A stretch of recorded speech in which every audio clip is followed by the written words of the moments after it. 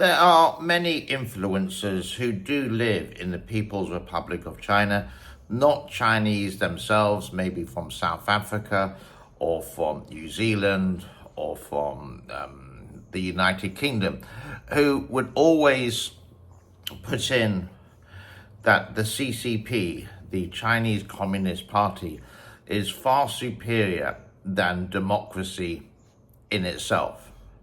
Some of them may be like this girl here from South Africa, always doing China good, America bad.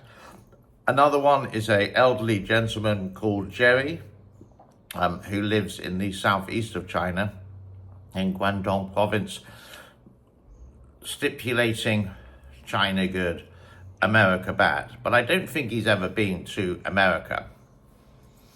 And he would state the information from Chinese media and would always criticize the Washington Post or the New York Times or the Sydney Herald example. And another one that you would see quite often is a gentleman called Andy Borum, a New Zealand guy who has his channel on YouTube using an illegal VPN to broadcast how stupid America is and how wonderful Winnie, the Xi Jinping and the CCP are. But all of them have got one thing in common. They always say they have never been paid by the CCP until now. And held a press conference where he confessed he had been working with Chinese authorities on manipulating public opinion in Taiwan. This article I found on NHK, I do believe, a Japanese TV network, English-speaking Japanese TV network that's been around for a long time and has a quite high respect, or has earned a high respect for themselves for good reporting. And they found this guy. This guy is a Taiwanese guy who went over to study in China, in Fujian province, and went to university there, started up a YouTube channel with pro-CCP, things like take a PR test, let's go. What's wrong to say that Taiwan is part of China? It's the same ethnic roots. He was also a rapper, pretty good singer, and did lots of things on national TV. But he admitted, after a change of heart, the story's quite long, he admitted that through a change of heart that he was actually paid by the CCP for putting a video, a pro-CCP video, a pro-CCP video on YouTube, and even asking some of his friends who were in Taiwan to do the same. 十几万的粉丝，个别差不多在这左右。That video or that clip you just saw before was him exposing himself and the CCP with a live telephone call with a communist party in China related to what we were just talking about earlier, trying to get some Taiwanese influencers into China to say China is good, Taiwan is bad, Taiwan is not part of China, China is, or Taiwan is part of China, it's not separate, and using the social media platforms to do so.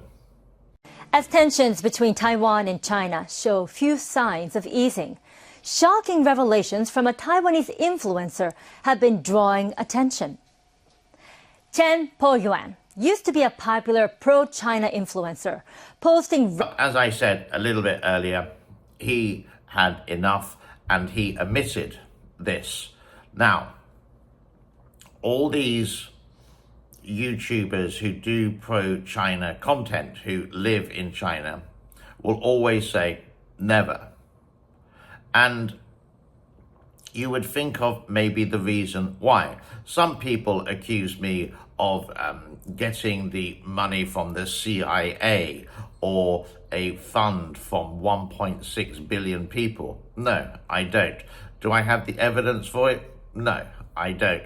But I don't live in China. I live in Cambodia, and I just like to give you what it's like to live in this part of the world. I've been here for 31 years. I have lived and worked in China many times before, and you don't talk about, when you're with your Chinese friends, you don't talk about the Chinese government. You just talk about things which may have been on TV. You may talk about international politics, like Donald Trump or the Prime Minister of Australia or the United Kingdom. But you wouldn't delve into this because you don't want other people to hear the conversation. Other people who hear the conversation may report you to the police, and then you would get a knock at the door at 4 o'clock in the morning, and the police may there saying, would you like to come for a cup of tea?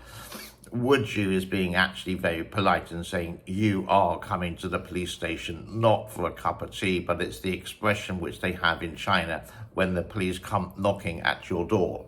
So in a nutshell, I'm really glad that this guy has basically come out of the closet and admitted it with evidence that he was getting paid for posting YouTube videos on YouTube, pro-China, pro-CCP stuff, and possibly saying the Taiwanese government is bad and the CCP is good, and the two countries, or the two parts of China, so to speak, in the CCP's point of view, should be reunified.